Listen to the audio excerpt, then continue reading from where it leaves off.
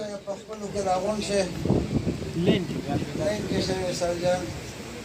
علي به جوړوي چې دې سړیرو علاقې ته به خپل زور او خپل طاقت د ایماندارۍ په شکل کې ښیي